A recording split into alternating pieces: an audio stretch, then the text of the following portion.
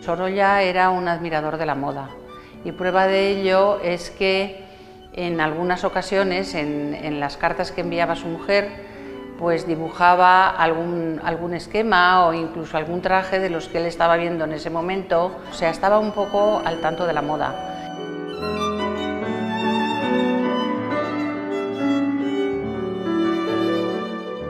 Y eso es lo que nosotros, pues de alguna forma, hemos utilizado como base para hacer esta exposición, su amor por la moda y por la evolución de los trajes, etc.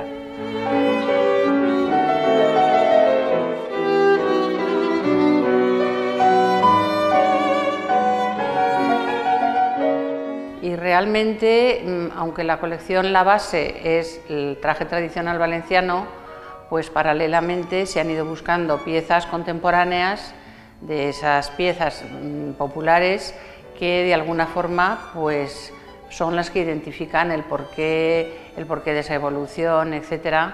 Y eso es lo que se ha intentado exponer aquí.